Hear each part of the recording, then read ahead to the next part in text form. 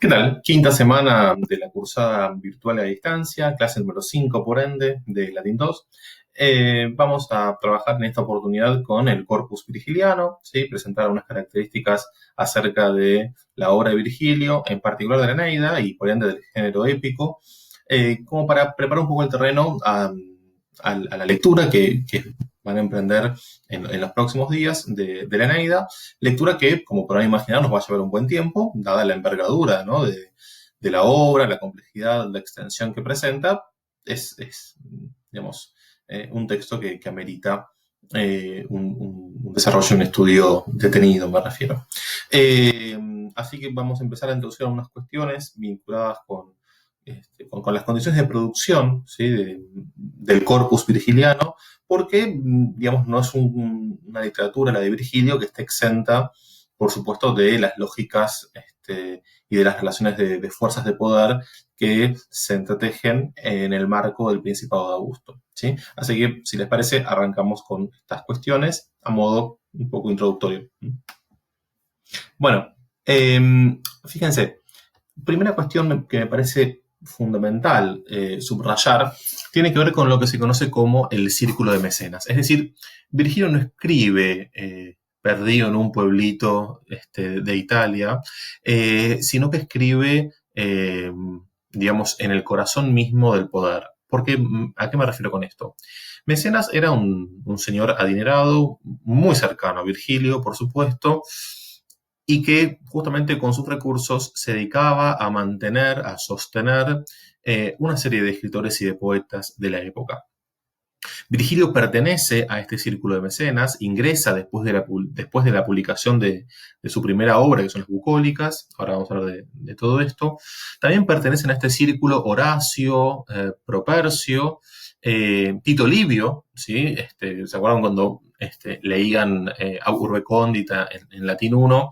Y uno decía, bueno, Livio escribe desde este lugar, ¿no? Digo, piensa la historia de Roma estando Augusto en el poder. Y todo lo que dice, por supuesto, está influenciado por estas condiciones de producción. Y Ovidio lo puse ahí más como apartado porque si bien ingresa al círculo de mecenas hacia lo último, es un poeta más joven que todos estos que estamos mencionando. Digo, Ovidio es casi como un outsider.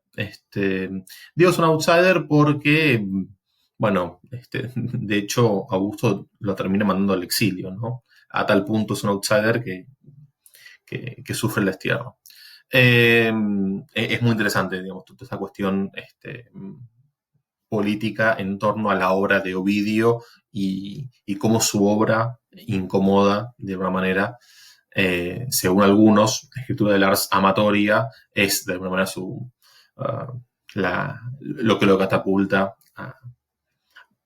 a irse al exilio, exilio o en el marco del cual escribe sus conocidas Tristia y las Pónticas, es decir, poemas del exilio, donde expresa la añoranza, la melancolía, de vivir lejos de Roma y todo esto.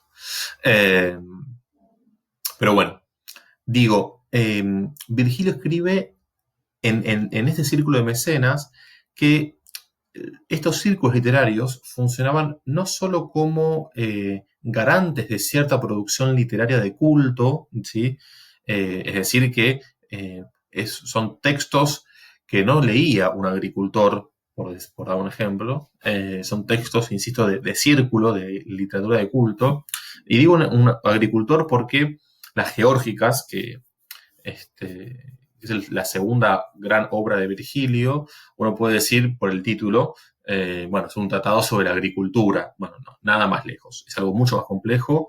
Es un texto que en apariencia tiene que ver con eso, pero es un texto que en realidad comporta una profunda reflexión en torno al vínculo entre el ser humano y la naturaleza, ¿no? Así de complejo es el texto y de ninguna manera está pensado o tiene como lector previsto cualquiera, sino que son todos estos textos de un tipo de literatura erudita, es lo que se conoce como literatura helenística, es decir, muy influenciada por el helenismo. literatura donde hay que tener, o para la cual, mejor dicho, hay que tener una enorme biblioteca mental, una cantidad de lecturas acumuladas para poder descifrar la enorme cantidad de referencias, de relaciones de intertextualidad que están cifradas al interior mismo de los textos. Entonces, digamos, son textos que configuran determinado lector, ¿sí?, previsto para su consumo y circulación. Y por supuesto, decíamos, si este mecenas los mantiene a todos estos, bueno, lo que escriban no tendrá que estar muy, muy alejado, en principio, del discurso oficial, ¿no? Entonces, no solamente cuando hablábamos la vez pasada del periodo de Augusto como un periodo donde hay todo un discurso del Estado vinculado con el mito fundacional y la noción de linaje y además los monumentos y el mármol y el oro que empieza a decorar toda Roma, sino que además hay una explosión literaria, una explosión del campo literario que está claramente intervenido y atravesado por ese discurso estatal. Y la Eneida, de alguna manera, es el punto cúlmine de todo esto, porque justamente es una obra que, como vamos a ver dentro de un rato, tiene que ver con la fundación de Roma, finalmente. Tiene que ver con la gesta fundacional, tiene que ver con una manera literaria de reelaborar el mito acerca de la fundación y de establecer una conexión directa con Augusto. Esto que Augusto, digamos, hacía a través de las monedas, a través de los monumentos, a través de su discurso, a través de los rituales religiosos, y que se hacía a través de la historiografía, como en el caso de Tito Livio, bueno, Virgilio lo hace en clave poética, mejor dicho, en clave épica. Y no es menor que se elija al género épico en particular, ya vamos a ver por qué.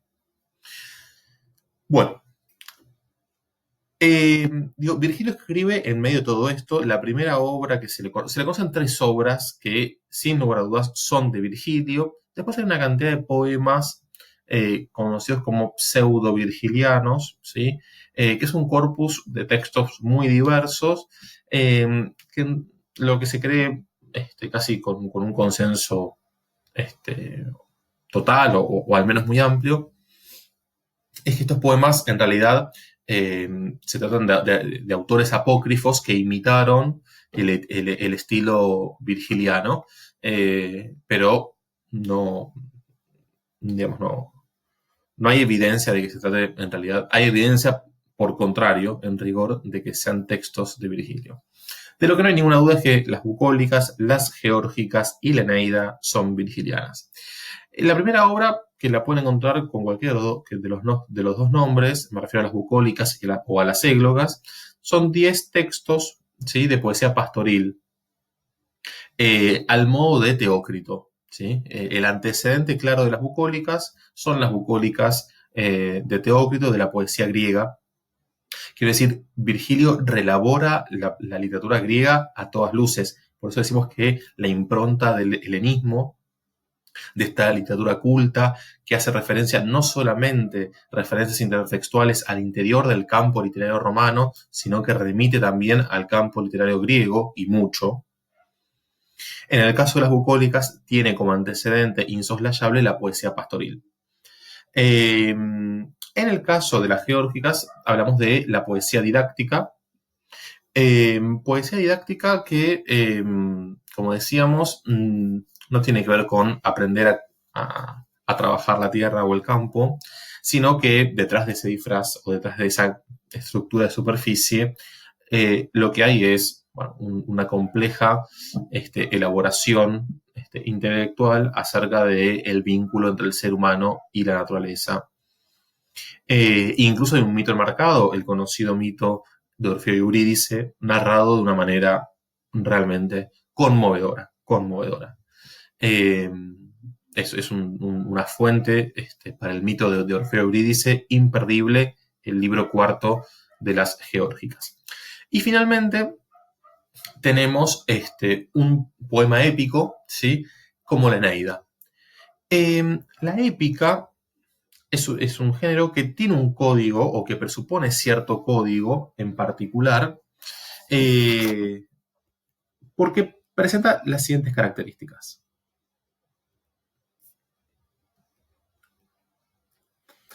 En primer término, el código épico supone, por supuesto, que se trate de un texto narrativo, ¿sí? La trama textual dominante es la narrativa.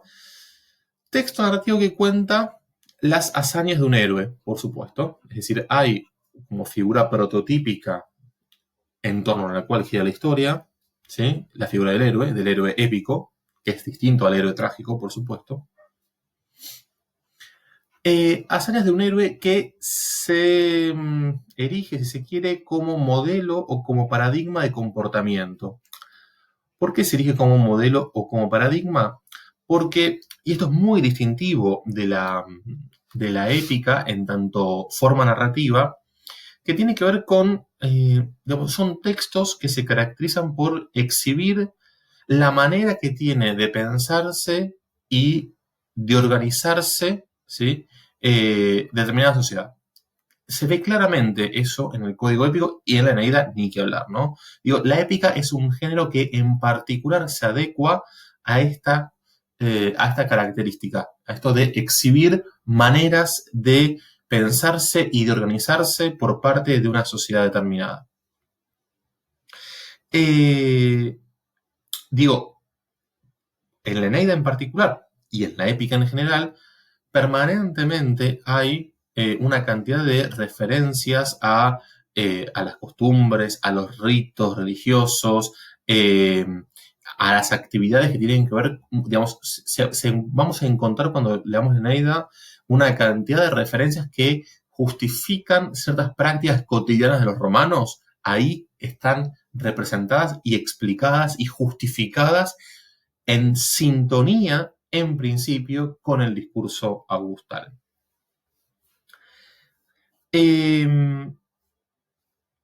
Ahora bien, decimos que el código épico es un código que particularmente se presta para esta cuestión de exponer cómo una sociedad se piensa a sí misma. Pero eso, digamos, hay que entenderlo que funciona en términos de modelo, ¿sí? Una cosa es cómo una sociedad quiere pensar a sí misma y otra cosa es lo que la sociedad es o hace, ¿sí? Una cosa es lo que se muestra, quiero decir, o lo que se construye en tanto representación, porque esto no deja de ser la representación, y otra cosa es lo que es en la práctica. ¿No? Son dos niveles completamente diferentes. Digo porque, para dar un ejemplo concreto, Augusto, veíamos, ¿no? En el video anterior, Augusto viene a restaurar los mores maiorum, ¿no? La costumbre de los antepasados como paradigma axiológico que todo buen romano tiene que seguir, y entre esos valores de los mores maiorum está la austeridad, ¿no? Y si hay algo que hace Augusto es llenar de oro, de mármol y de cuanto monumento fastuoso puede, ¿no? Digo, son las contradicciones y, insisto, una cosa es cómo un pueblo se quiere pensar a sí mismo o cómo construye sus propias representaciones y otra cosa es lo que es o lo que hace. Bien.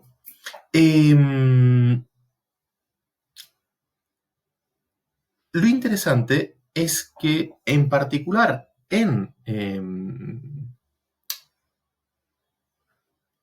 la Eneida, en términos de, digamos, de la mentalidad romana, lo que se funda, nosotros decíamos, es un texto que tiene como centro la gesta fundacional, lo que se funda no es Roma estrictamente, porque como ustedes saben, Roma la funda Rómulo, y es el primer rey, sino que lo que se funda es una estirpe.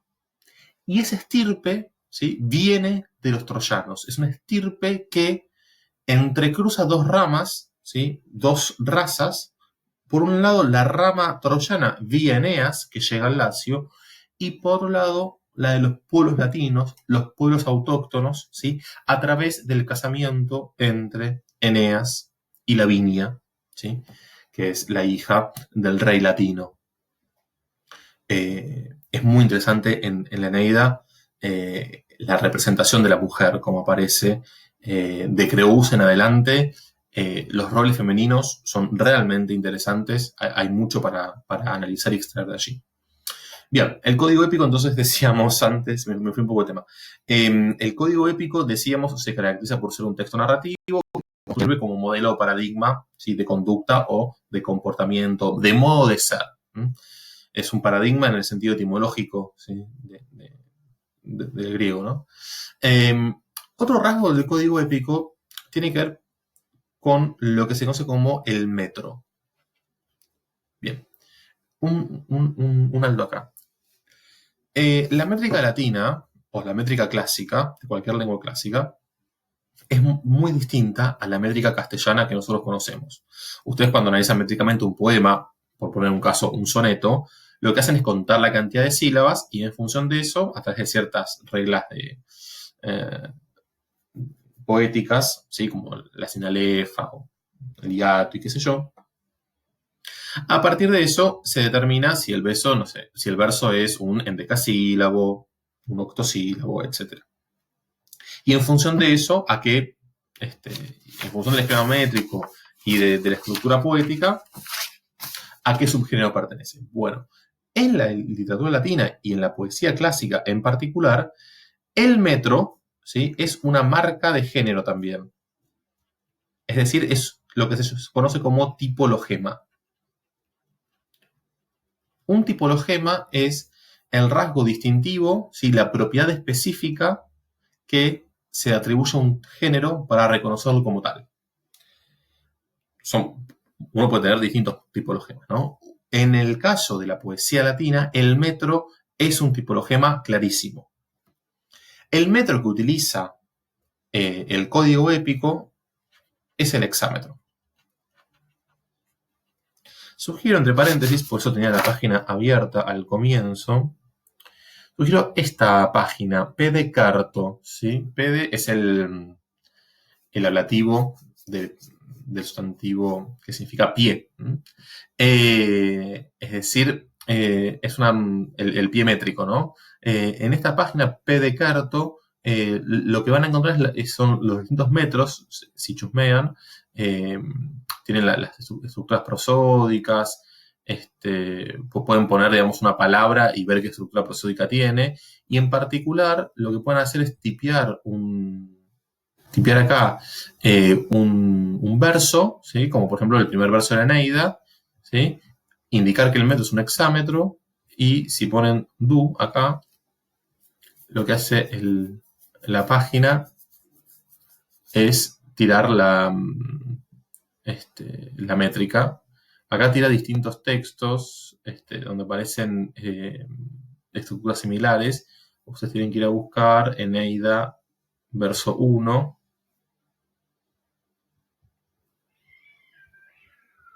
De acá. ¿Sí? Entonces acá él describe la métrica del texto. Bien. ¿Qué es entonces un hexámetro? Que es lo que mostraba recién. Vamos a verlo más en detalle.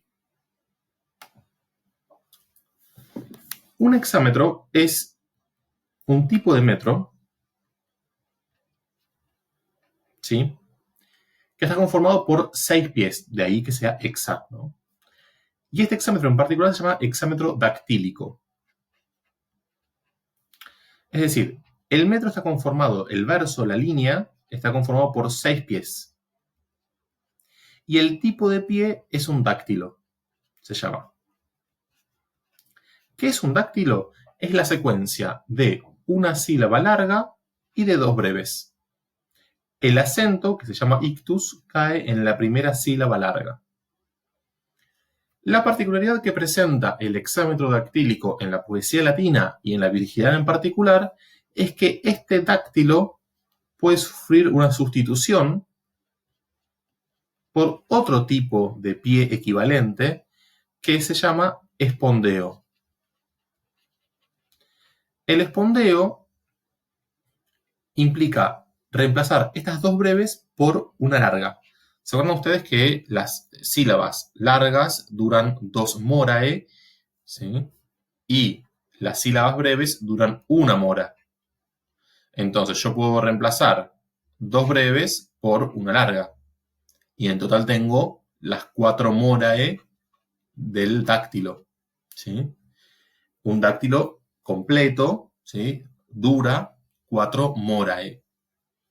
Bien, este esquema es lo que recién yo mostraba en la página Pdekerto. O sea, acá me tiró un montón de versos con un esquema similar. Acá tenemos. Fíjense que lo que hace el sistema es analizar, ¿sí?, la cantidad de cada sílaba, ¿no? Entonces, arma, virum, quecano, troiae, quiprimus, ab oris. Fíjense, el modo como yo leí este primer verso de la Eneida es distinto de como yo lo leería, ¿sí?, sin tener en cuenta la métrica. Digamos que la métrica no solamente le imprime una cadencia y una musicalidad particular, quizás a mí no me salió muy bien, pero es algo más musical, le imprime una musicalidad particular al verso y permite además, con la plasticidad que tiene la lengua latina para ubicar las palabras en el verso, permite poner de relieve o enfatizar ciertas palabras. Fíjense que lo que queda marcada entre dos pausas, estas dos pausas son fuertes, más adelante voy a explicar cómo se construyen las cesuras, es decir, las pausas métricas. Entre dos pausas queda la palabra Troya, por la disposición de las palabras en el verso y en función del análisis métrico. Quiero decir, la métrica no solamente es un tipologema de la épica, en este caso, el hexámetro dactílico, un tipologema de la épica.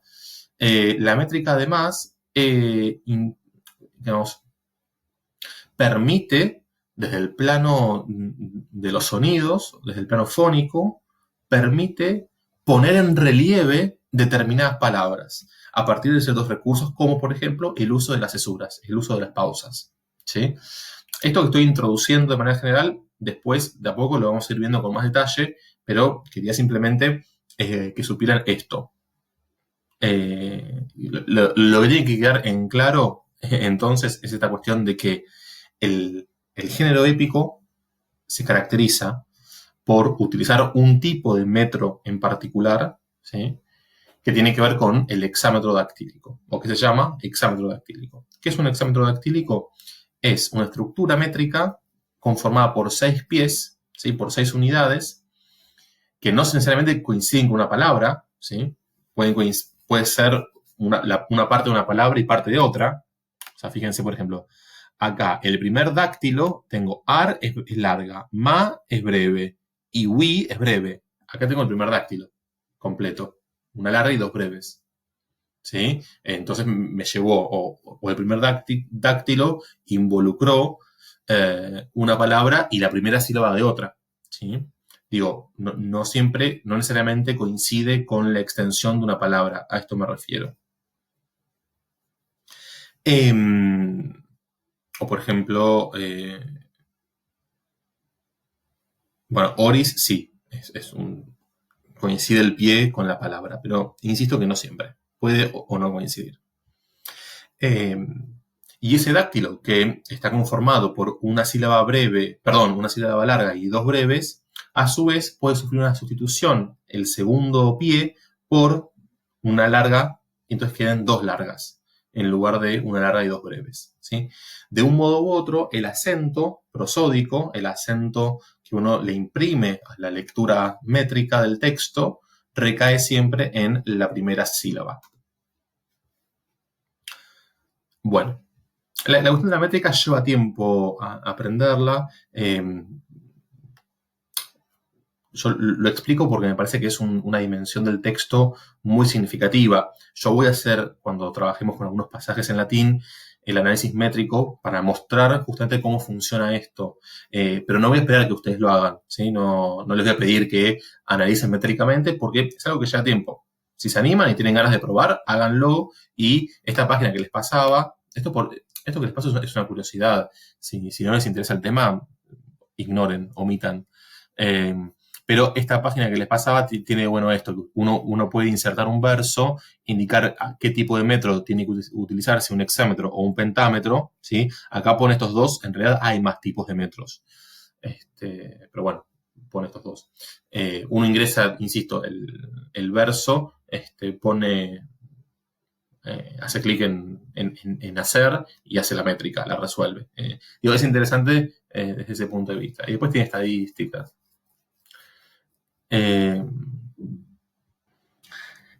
Por ejemplo, esto lo muestro como una curiosidad, no es algo que tengan que saber, pero, digamos, del corpus latino, de corpus de autores que usan hexámetros, en este caso, pone a Livio Andronico, pone a Plauto, algún fragmento de Plauto, pone a Ennio, bien, a Lucilio, distintos autores, ¿sí? Y lo que hace es, bueno, cuánta cantidad de versos y qué porcentaje del total corresponden a la secuencia dáctilo, dáctilo, dáctilo, dáctilo, espondeo, dáctilo, dáctilo, dáctilo, dáctilo, espondeo, dáctilo, dáctilo, es decir, las distintas combinatorias posibles entre dáctilos y espondeos. En fin, son curiosidades. Me parece que a quien le interese la métrica se puede meter acá y jugar un poco. Lo muestro simplemente con esa finalidad. Después también les quería mostrar, estaba buscando, antes de arrancar a grabar el video, estaba buscando el primer folio de la Eneida, todavía no lo encontré. Esta página gálica lo que tiene son manuscritos. Es una página donde están digitalizados distintos manuscritos de distintas épocas. Es un manuscrito del siglo IX. Fíjense la escritura, la cantidad de enmiendas, las distintas manos, ¿sí? Que ha tenido a lo largo del tiempo. Quería encontrar justamente el primer verso de la Eneida, no lo encontré todavía. Pero por ahí en el próximo video doy con él. Pues lo tenía en algún lado. Con el cambio de computadora no lo encuentro. Pero bueno, es una página, digo, como para tener en cuenta, ¿sí?